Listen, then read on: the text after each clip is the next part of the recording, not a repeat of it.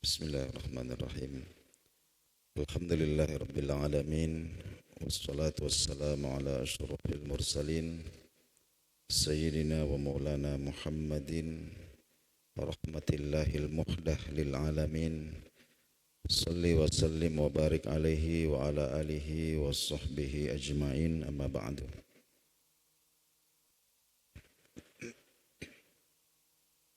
Ma'asyiral muslimin wal muslimat, bapak-bapak, ibu-ibu, saudara-saudari rahimakumullah. Alhamdulillahirabbil alamin. Kembali subuh hari ini kita dianugerahi rahmat, nikmat, taufik dan hidayah melimpah dari hadirat Allah Subhanahu wa taala, sehingga subuh hari ini kembali kita bermuwajahah pada salat subuh. Kita lanjutkan kembali kajian kita. Adapun doa yang akan saya bagikan pada kesempatan ini ada di dalam suratul Hasyr, Al-Hasyr, ayat yang ke-10. Ba'da a'udzubillahi minasyaitonirrajim, Allah Subhanahu wa taala berfirman, Rabbana ighfir lana wa li ikhwanina alladhina sabaquna bil iman wa la taj'al fi qulubina ghillan lil ladzina amanu. Artinya, Rabbana, ya Rabb kami, wahai Tuhan kami, ighfir lana, ampuni kami,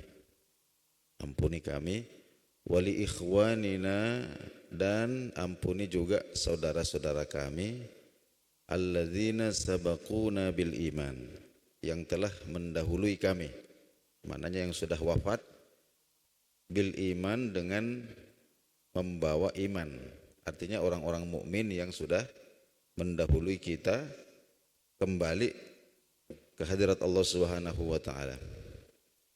Itu penggalan yang pertama. Kemudian penggalan yang kedua, wala taj'al fi qulubina, dan janganlah engkau menempatkan atau menumbuhkan di dalam hati kami ghillan. Ghil ini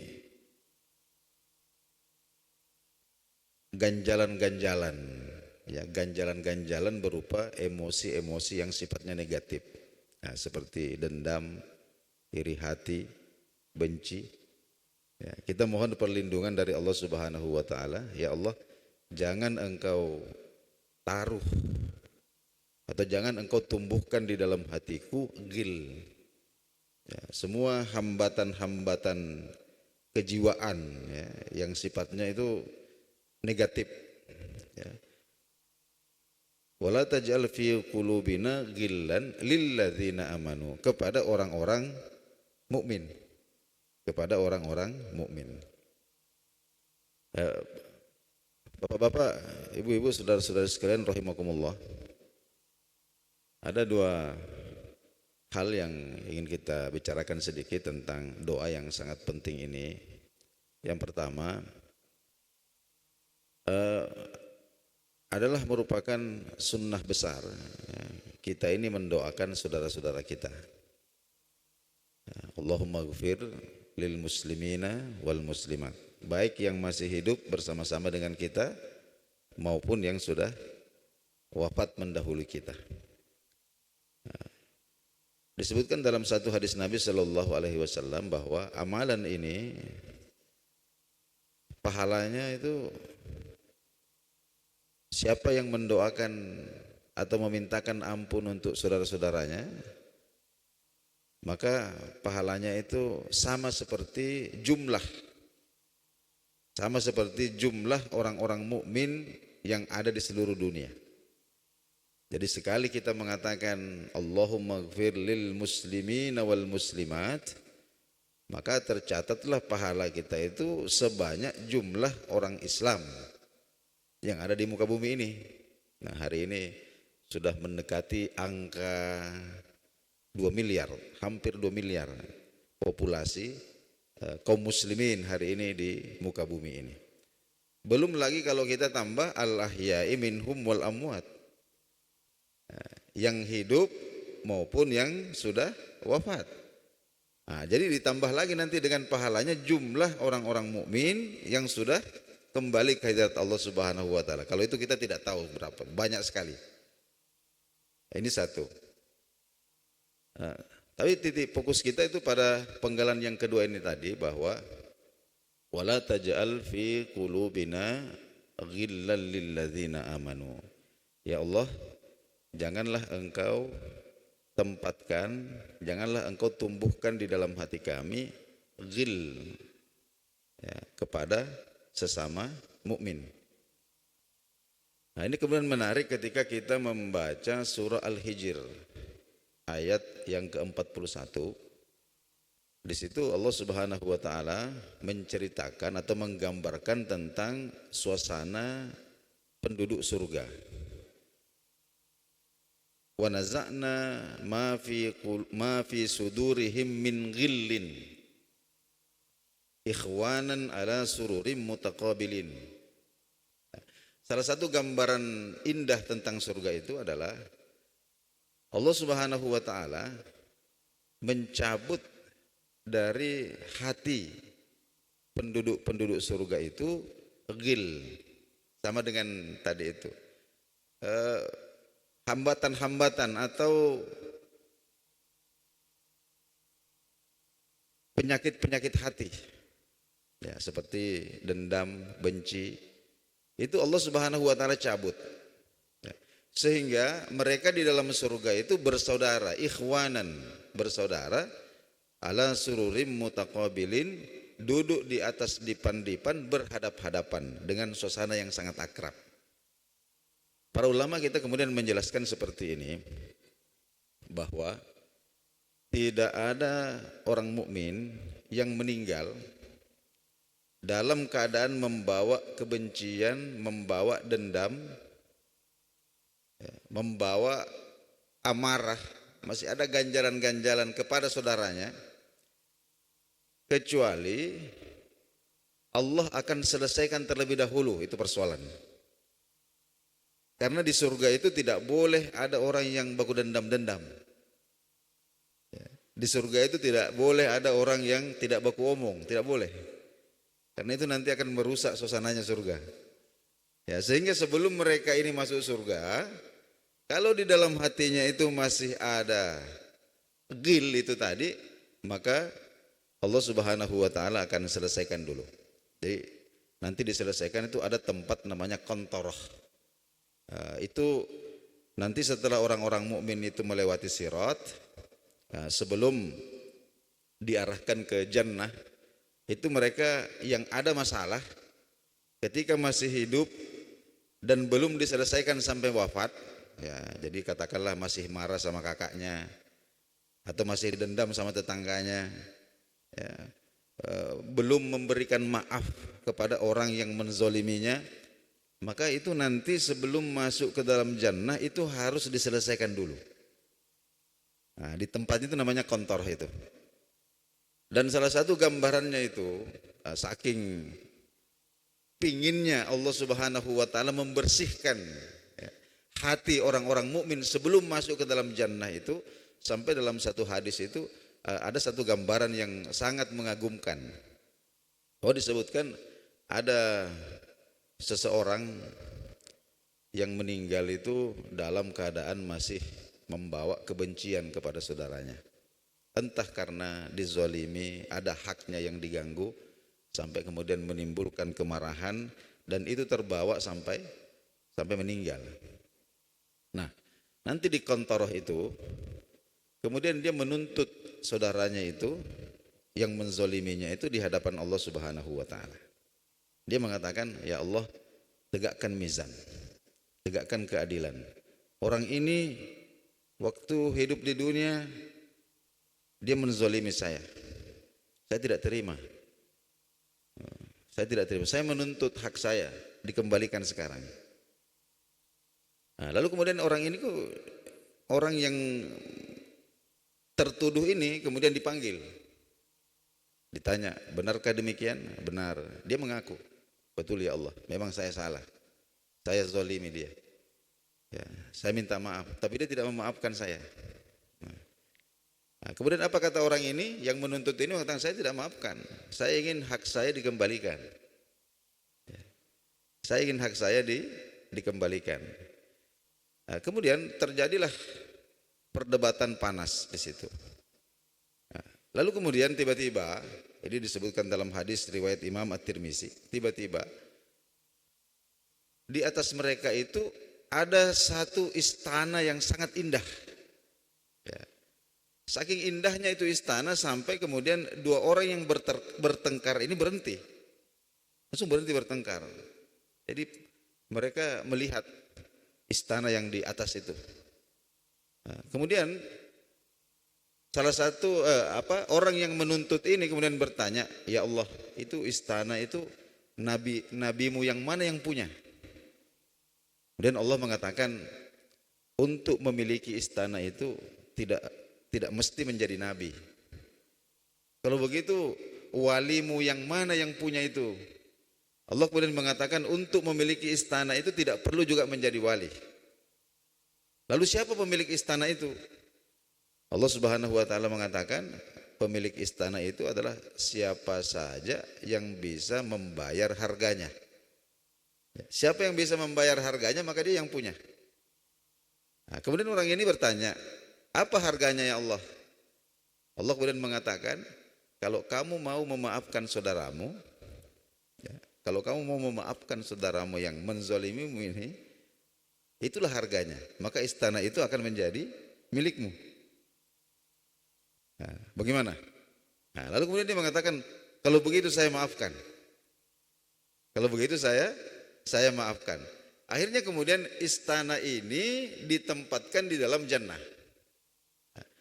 Dan karena kasih sayang Allah Subhanahu wa taala, karena keduanya ini kemudian sudah berteman lagi, ya sudah tidak ada dendam, sudah tidak ada kebencian di antara mereka, maka yang satu ini pun juga dibuatkan istana persis sama dengan tadi itu. Dan kemudian ditempatkan berhadap-hadapan. Jadi mereka kemudian bertetangga di dalam surga berhadap-hadapan. Nah, inilah yang disebutkan di dalam Al-Quran itu tadi, wa naza'na ma fi sudurihim min ghillin, dan kami bersihkan sampai ke akar-akarnya dendam, kesumat, kebencian yang ada di antara mereka, sehingga kemudian mereka menjadi saudara di dalam surga, duduk di atas dipan berhadap-hadapan, berbincang-bincang dengan akrab. Itu disebutkan, itu tafsir daripada ayat ini. Nah, jadi seorang mukmin itu ketika hatinya bersih, itu tidak ingin masuk surga sendirian. Dia pasti ingin saudara-saudaranya juga mendapatkan nikmat yang sama dengannya. Nah, ini ada sebuah contoh teladan dari ulama-ulama kita dulu. Ada generasi tabi'in namanya Ibrahim An-Nakhai. Beliau ini disebutkan dalam kitab itu matanya itu juling. Jadi Ibrahim An-Nakhai ini matanya juling, punya murid namanya Sulaiman bin Mihram. Nah, Sulaiman bin Mihram ini juga punya masalah penglihatan. Nah, pandangan matanya rabun. Jadi yang satu juling, yang satu rabun. Nah, suatu ketika keduanya berjalan menuju masjid sama-sama. Sebelum sampai di masjid, mereka melihat ada orang-orang yang duduk bergerombol di depan masjid. Ya, istilahnya duduk-duduk itu ya mengomentari orang lewat. Ya, jadi duduk-duduk di depan masjid mengomentari orang lewat. Jadi Ibrahim An-Nakhai ini kemudian berhenti. Kemudian beliau mengatakan kepada muridnya itu, wahai Sulaiman, kayaknya kita harus memilih jalan yang berbeda. Kamu lurus saja lewat sini ke masjid, nanti saya biar belok, saya lewat belakang. Kemudian Sulaiman ini mengatakan, wahai Syekh, kenapa harus demikian? Itu di depan kita itu ada saudara-saudara kita yang suka mengolok-olok.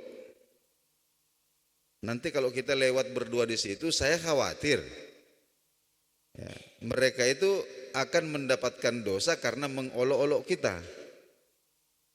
Nanti mereka mengatakan, wah, ini ada orang rabun dituntun sama orang juling. Yang satunya rabun matanya, yang satu juling matanya. Jadi itu yang dikhawatirkan oleh Ibrahim An-Nakhai. Nanti kalau kita lewat itu nanti kita diejek, mereka itu kemudian akan mendapatkan dosa gara-gara mengejek kita. Jadi kita bisa jalan, kau lewat sini, saya lewat belakang. Itu saking khawatirnya itu kalau saudaranya dapat dosa. Akhirnya Sulaiman ini kemudian mengatakan begini, wahai Syekh, apa urusan kita dengan dosa mereka? Kalau mereka mengejek kita, mereka menggibah kita, mereka berdosa, kita mendapatkan pahalanya. Nah, ini betul. Dan ini sering kita ucapkan ini. Ya. Wah, biar sudah, saya digibah, saya dosanya buat kamu, pahalanya buat saya. Ya, itu level kita. Tapi level Ibrahim An-Nakhai ini berbeda. Ya. Beliau mengatakan, wah, tidak begitu Sulaiman. Ya. Alangkah lebih baiknya jika kita selamat, mereka juga selamat. Itu lebih baik daripada mereka berdosa dan kita mendapatkan pahala. Ya, karena mereka itu saudara kita. Ya, coba bayangkan ini, Pak. Ya. Jadi saya ingin ulangi kata-kata ini, bahwa jauh lebih baik jika mereka selamat, ya, karena tidak mengejek kita, kita juga selamat karena tidak menjadi bahan ejekan, daripada mereka ini kemudian mendapatkan dosa gara-gara menggibah kita meskipun kita mendapatkan pahala. Lebih baik pilihan yang pertama itu. Ini bentuk bagaimana hati yang bersih.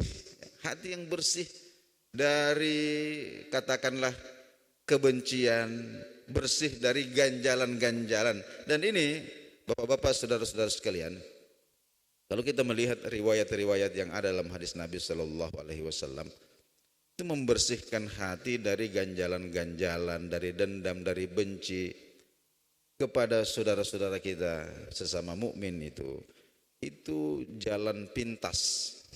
Ya, kalau kita sebutkan shortcut, ya, jalan pintas, jalan tol untuk sampai ke dalam jannahnya Allah Subhanahu Wa Taala. Ya. Bukan berarti jalan-jalan yang lain itu tidak, tapi itu banyak. Jadi orang yang menempuh jalan sholat, orang yang menempuh jalan puasa, orang yang menempuh jalan sedekah, infak banyak. Tapi jalan memaafkan orang yang bersalah ini jarang yang lewat sini. Makanya lancar. Jadi ini seperti jalan tol. Itu disebutkan dalam salah satu riwayat ya, bahwa pernah ketika para sahabat ini sedang kumpul-kumpul dengan Nabi Shallallahu Alaihi Wasallam, ada kemudian orang yang datang dengan menjinjing sandal, ya, lewat saja, masuk ke masjid, sholat, terus pulang. Ya. Nabi kemudian sebelum itu Nabi mengatakan kepada para sahabatnya, tidak lama lagi ini akan lewat di depan kalian penduduk surga. Ya. Tidak lama lagi. Jadi para sahabat ini kemudian menunggu-nunggu siapa gerangan ini yang akan datang. Ternyata yang lewat ini adalah orang yang ketika itu tidak satu pun sahabat yang tahu namanya, tidak ada. Jadi orang ini biasa sekali, ya, tidak menonjol lah. Datang ke masjid, ya mungkin terlambat, kemudian menunaikan sholat. Ya. Kemudian besoknya Nabi mengatakan seperti itu lagi, tidak lama lagi nanti akan datang calon penghuni surga. Ternyata orang yang sama lagi, itu orangnya. Sampai kemudian ada seorang sahabat yang penasaran, namanya Abdullah bin Amr bin As. Nah, lalu dia katakanlah berpura-pura, ya, dia ikuti orang ini, mana rumahnya. Setelah tahu rumahnya, kemudian dia berpura-pura untuk menjadi tamu. Saya butuh tempat untuk menginap. Ini dipersilahkan menginap di rumahnya. Maksudnya Abdullah bin Amr bin As ini adalah dia ingin mengetahui bagaimana hebatnya ibadahnya ini orang. Ya. Tapi ternyata selama 3 hari bermalam di rumahnya, ini orang ibadahnya itu standar saja, standar. Ya sholat fardu 5 waktu, sunnah qobliyah, ba'diyah. Ya, kemudian sholat tahajud 2 rakaat, witir 2 rakaat, 3 rakaat. Biasa, standar sekali. Tidak istimewa. Nah, tidak kok yang katakanlah betul-betul sampai kemudian ini bagaimana caranya ini orang Nabi sabdakan bahwa ini penghuni surga. Ya, sampailah kemudian karena sudah mau pulang, kemudian belum ada jawaban, akhirnya dia bertanya, wahai saudaraku, sesungguhnya saya ini sebenarnya bukanlah seperti yang saya katakan pada awalnya. Saya ini hanya mencari alasan supaya saya bisa menginap di rumahmu. Loh, kenapa memang? Saya ingin tahu bagaimana hebatnya ibadahmu. Kenapa? Karena dia ceritakan, kita pernah kumpul-kumpul, kemudian Nabi mengatakan tidak lama lagi kalian akan lihat ada penduduk surga lewat. Nah, ternyata kamu orangnya. Tapi ternyata saya menginap di rumahmu 3 hari 3 malam, saya lihat ibadahmu itu biasa-biasa saja, standar. Apa kira-kira yang membuat kamu katakanlah sampai Nabi mengatakan bahwa kamu itu penduduk surga? Kemudian orang ini mengatakan, seingat saya, ya, saya tidak punya amalan yang istimewa selain apa yang kamu lihat itu. Ya, saya seperti itu sudah biasa begitu.